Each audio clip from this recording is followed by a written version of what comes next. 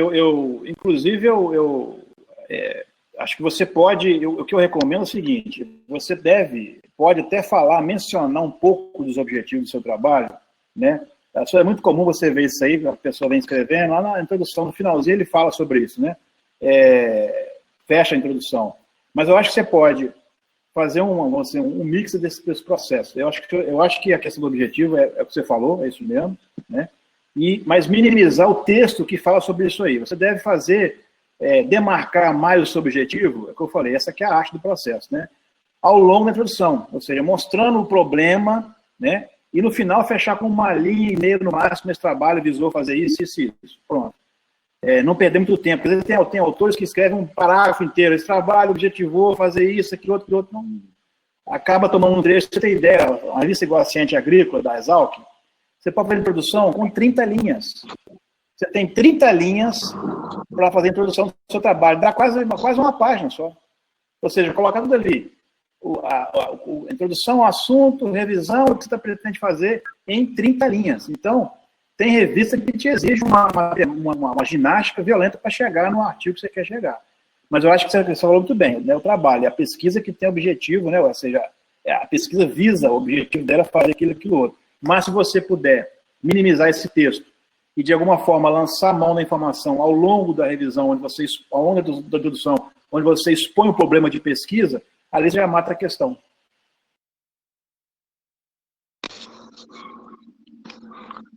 É isso aí. Eu acho que o mais importante quando você vai escrever, a primeira coisa é você ler as diretrizes da revista, porque cada revista pede uma coisa diferente. Cada revista tem uma letra diferente, um espaçamento diferente, e às vezes volta um trabalho às vezes bom, volta porque você não usou as diretrizes que a revista fala. Exatamente. Então, volta sem trabalho bom, volta por falha do próprio autor, que está se submetendo. É isso mesmo. É isso aí. Obrigado, professor. Um comentário, se puder. Pode, Robson. Sávio. Muito bem. Parabéns, Alexandre, pela palestra. Eu acho que é muito bom ouvir, né, essas informações. Você tem uma experiência muito grande nessa parte da redação.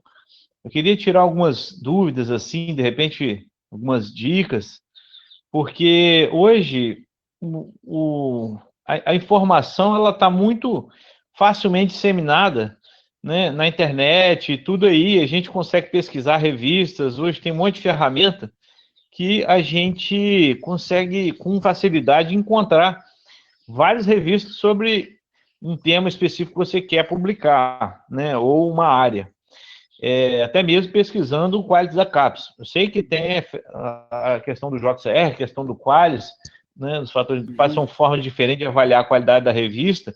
Alguns concordam com o Qualis, outros não, mas o fato é que existem ferramentas que a gente pode escolher as revistas. E existem, hoje, uma gama muito grande de revista internacional, com somente publicação em inglês, inclusive há várias revistas brasileiras que também só estão aceitando publicação em inglês. Nós temos muitos alunos, principalmente de iniciação científica, que também têm publicado bastante trabalho junto com seus professores, seus orientadores, que às vezes nem estão envolvidos diretamente em programas de mestrado, alguns estão, outros não. Mas queria que você desse uma dica, assim, para os nossos servidores, colegas que publicam e alunos, de quando é o momento de buscar uma revista que publique em inglês. Às vezes o aluno tem que ter um custo a mais para traduzir, tem que ter também um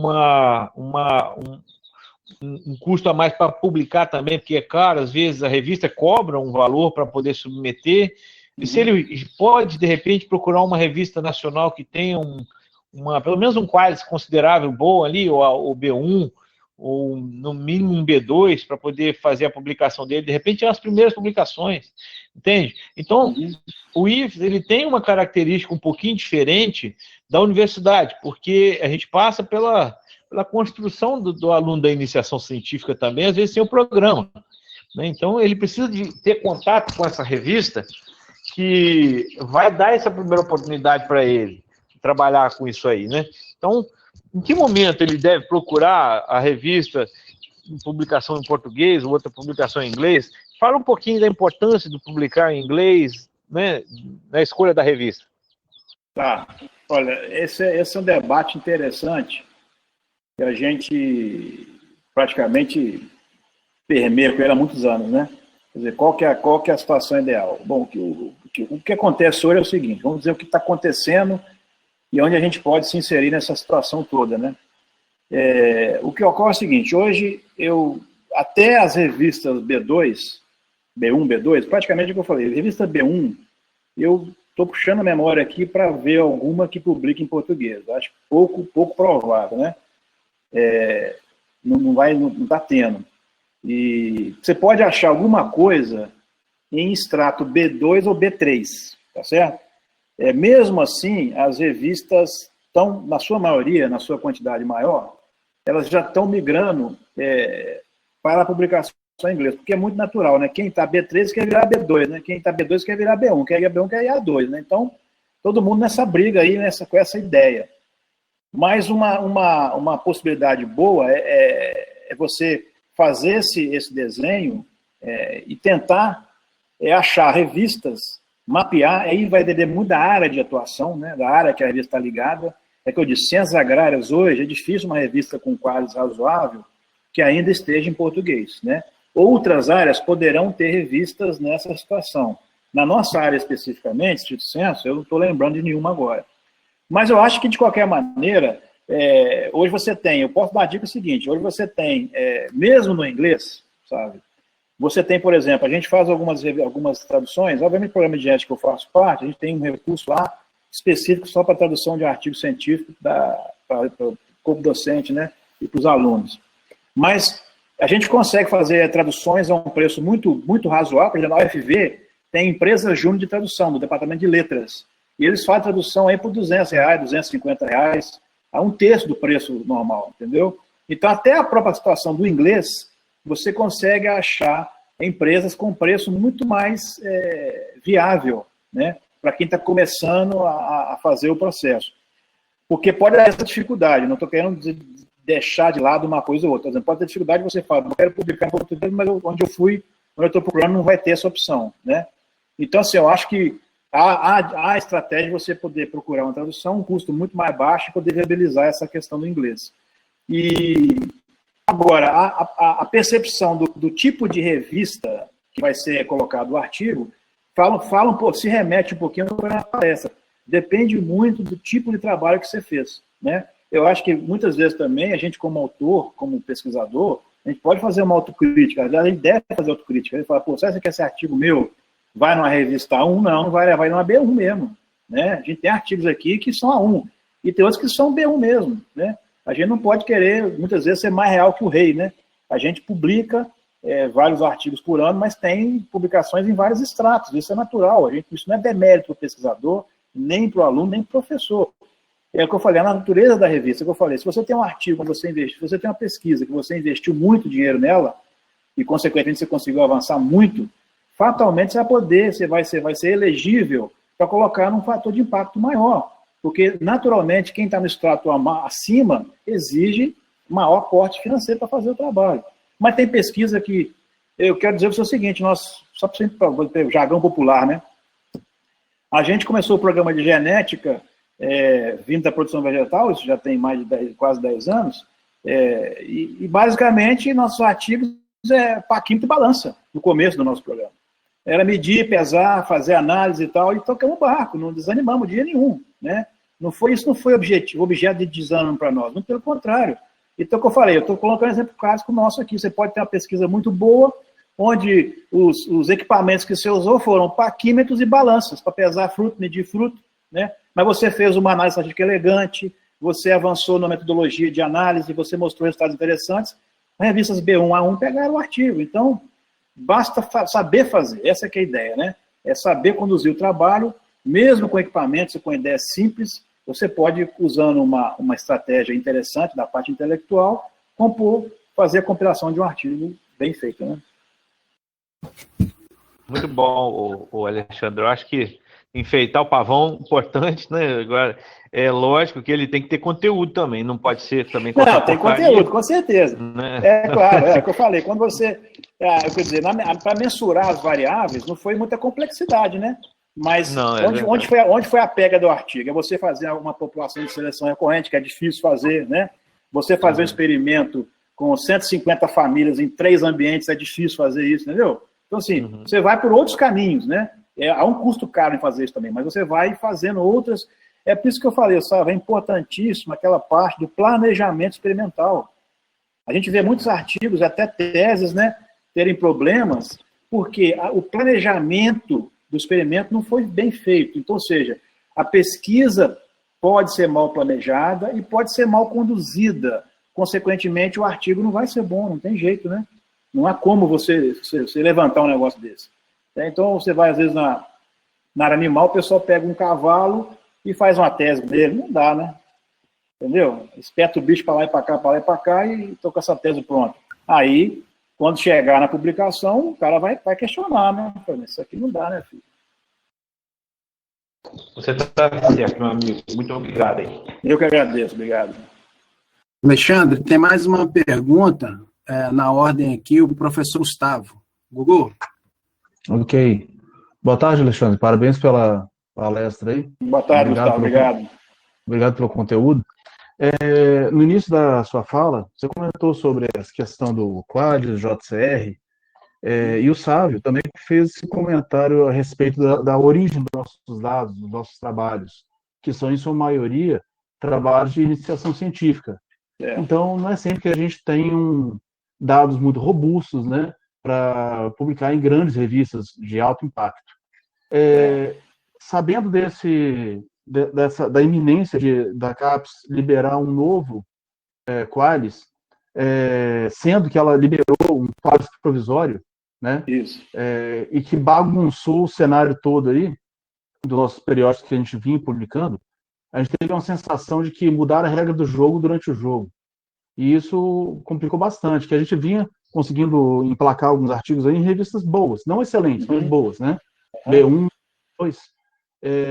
E agora, se vingar aquele Qualis que foi liberado em 2016, né?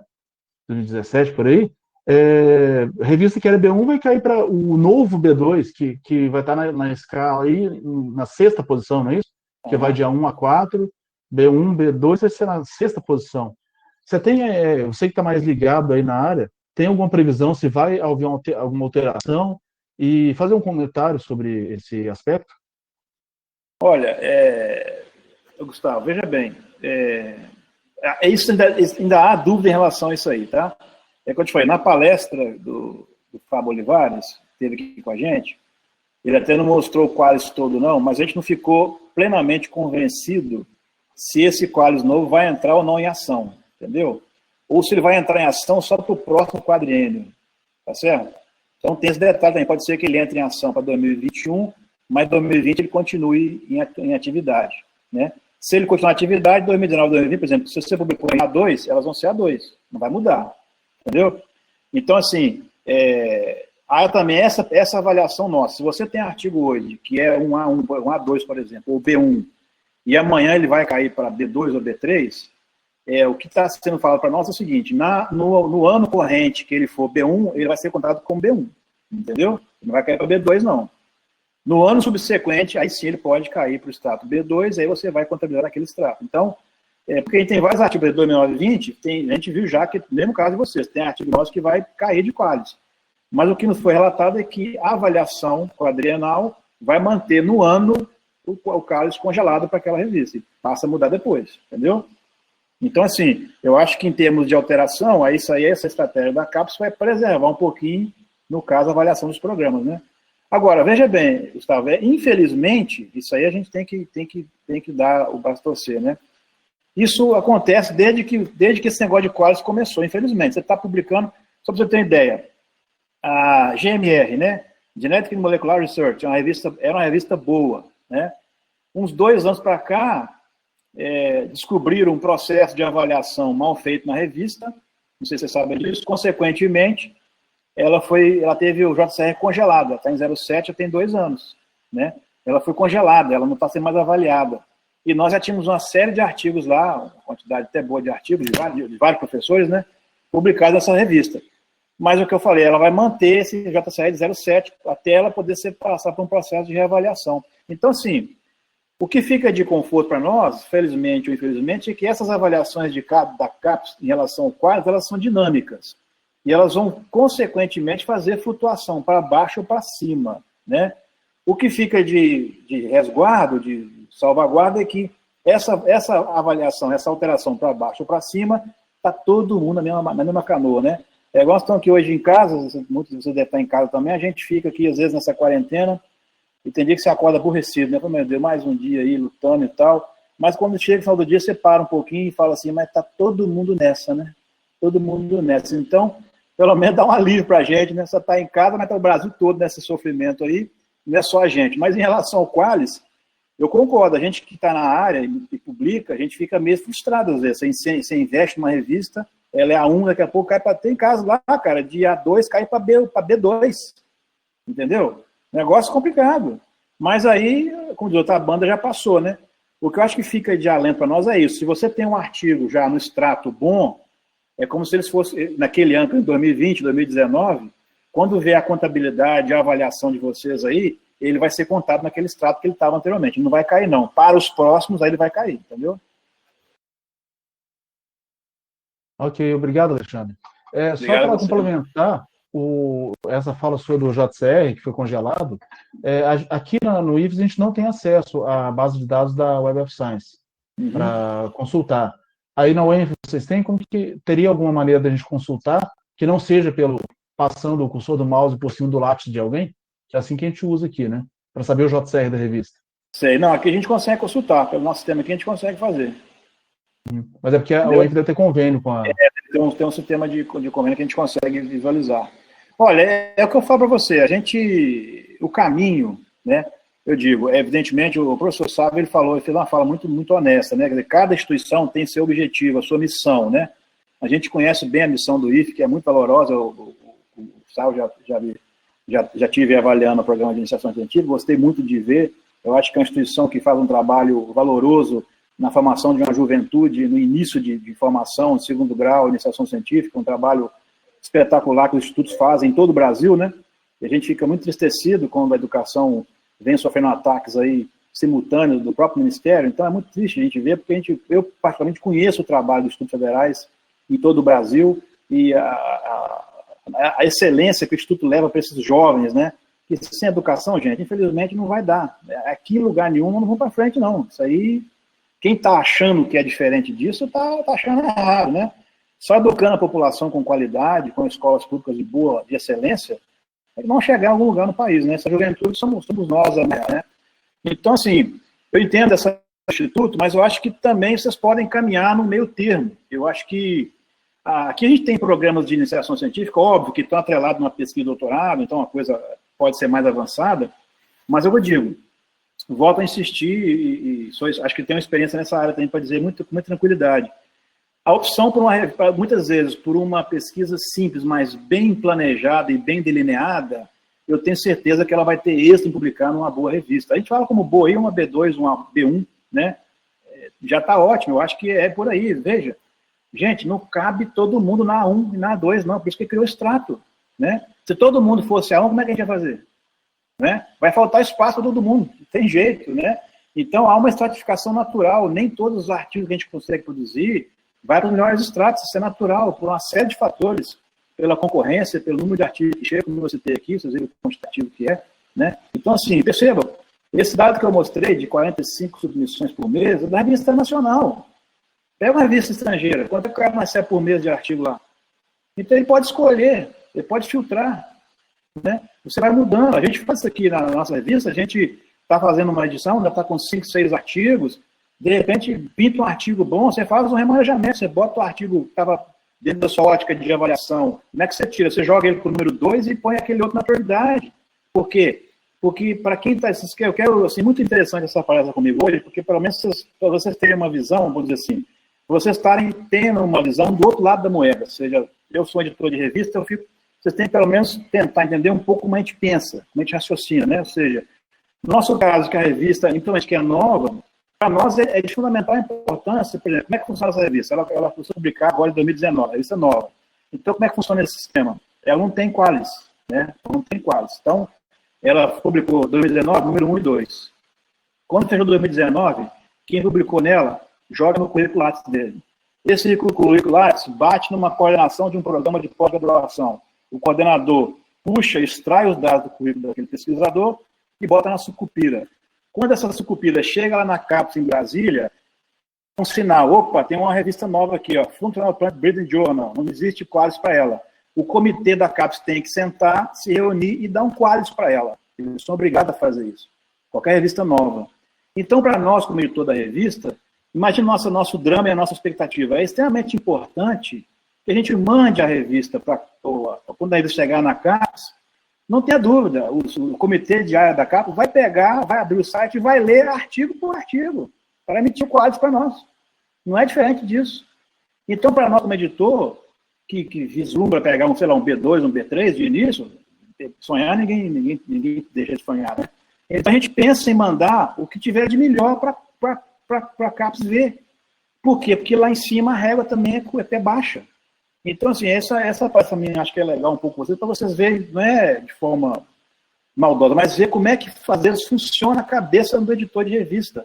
Tanto aqui como em qualquer lugar do Brasil. A gente trabalha sobre essas métricas, infelizmente, porque a gente quer chegar no nível de excelência, porque o nível de excelência de uma revista científica, ele vai, veja bem, ele vai valorizar todo mundo que publica nela. Se você tem um artigo nela, se outro tem, eu tenho, quando ela chegar no extrato B1, A2, ela vai ser benéfica para toda a comunidade científica, não é só para nós aqui. Então, é um trabalho coletivo, onde o editor de revista, o editor de área, o editor-chefe, o editor executivo, ficam preocupados todo o tempo de como fazer. Por exemplo, nós pegamos uma reunião em janeiro aqui na UF, reunir, fazer uma pesquisa para indexar na Scopus, que é a principal base de indexação de revistas do mundo. Então, todos os nossos artigos já estão saindo com toda a métrica e formatação que a Scopus exige. Porque quando chegar a hora de indexar, já está pronto. Porque isso, é o que eu falei, isso interfere na forma de editar o artigo. Onde está o título, a paginação, como é que fica o DOI, qualquer sequência e tal. Então, assim, são vários aspectos. Você pode, só uma informação, por que quando chega o DOI, você repara que um DOI demora a ficar ativo na revista? Quem já reparou isso aí, né? Você manda uma revista para lá, às vezes passa 1 mês, 2 meses, aquele DOI, você digita lá e não carrega o artigo no site.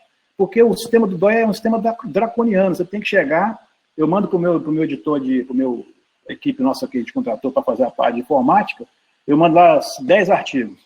Ele tem que entrar no sistema do DOI e digitar, colocar um artigo por artigo em ordem. Se houver alguma alteração, no artigo 1, 2, 3, 4, 5, 6. Se algum autor me mandar uma mensagem dizendo que teve um erro no artigo 2, o gráfico estava errado, outra coisa do tipo, eu tenho que no sistema do DOI tirar todos os 4 artigos do sistema, tirar o 2, corrigir, botar o 2 e jogar os outros 4. Então, é feito manualmente o registro do DOI. Então, assim, gera um trabalho enorme. E veja, acontece, eu tenho agora, eu mandei quinta-feira passada para publicar o nosso número 1 de 2020, né? Mandei os artigos. 3 dias antes de eu mandar o artigo para publicação no site, um autor me mandou e-mail, só desculpa aí, nesse artigo fulano de tal aí, 3 nomes errados. Fulano é ciclano, ciclano é ciclano, ciclano é ciclano. Quer dizer, não é que mudou o autor, o nome estava errado. Quer dizer, as pessoas mandam um artigo com 6, 7 autores, de uma equipe grande, mas nem confere o nome do 5º, 6º autor. Eu publico, eu corrijo, eu faço a correção, vai e volta. Quando está na agulha para publicar, o artigo vai lá, o cara me manda e-mail, José Maria José. Então, assim, esse é um dos fatores que a gente manda um artigo para fazer a indexação, o acoplamento no DOI. Vocês podem ver, demora 40 dias, porque é o tempo que o editor fica esperando para aparecer algum desavisado e falar com ele, tem que corrigir esse gráfico que está errado. Porque depois que publicar, dá uma mão de obra, tirar e fazer de novo, entendeu? Então, assim, tem um monte de detalhes operacionais de uma revista científica, que às vezes as pessoas não sabem que eles existem, né? Eles estão ali para a gente ser avaliado, indexado. E a gente não pode ter essa dúvida, não pode ter esse receio. Toda revista, pelo menos que científica que começa, ela quer galgar melhores posições do que ela já está. Então, a gente vai sempre trabalhar para melhorar a qualidade. Só para vocês darem informação recente, eu fiz um projeto aqui para eles, Brasileiro de Fruticultura, enviei para a diretoria 2 semanas atrás, da gente propondo toda uma reformatação da Revista Brasileira de Fruticultura, vertendo o nome para o inglês, mudando layout de página, mudando tudo. Por quê? Porque, basicamente, ninguém no exterior vai acionar uma revista chamada Revista Brasileira de Fruticultura. Essa é a verdade. Eu fiquei um ano nos Estados Unidos, se a coisa está em outro idioma, no seu inglês, os caras nem olham, cara, nem vão abrir a revista. Não existe essa possibilidade. Então, se a gente quer, por exemplo, a nossa revista, que tem uma longevidade, mais de 40 anos de revista, se ela, para ela melhorar o impacto dela, a visibilidade, uma das situações nós temos que alterar a revista. Você pega o exemplo nosso aqui da UENF, a gente tinha aqui a revista, o professor Ricardo Smith da Fisiologia, que o Sábio deve conhecer, ele foi editor-chefe da Revista Brasileira de Fisiologia Vegetal. Há 4 anos atrás, eles reuniram a sociedade e alteraram o nome, né, para TXPP, indexaram com a Springer. Ou seja, a revista saiu de quase, estava bem desatualizada, com o número faltando, hoje a revista está na Springer e está com de impacto acima de 1, com 4 anos de trabalho. Então, mudou para o inglês, a visibilidade aumentou, etc. Então, assim, eu entendo a situação, nós temos várias situações, né, de manuseamento e manejo da pesquisa, o que a gente tem que achar é o melhor local para a gente enquadrar, mas nunca perdendo a visão de buscar a melhor qualidade. Essa é a minha mensagem. Ok, Alexandre, o Charles, ele está sem microfone e deixou uma mensagem aqui, eu vou ler para você.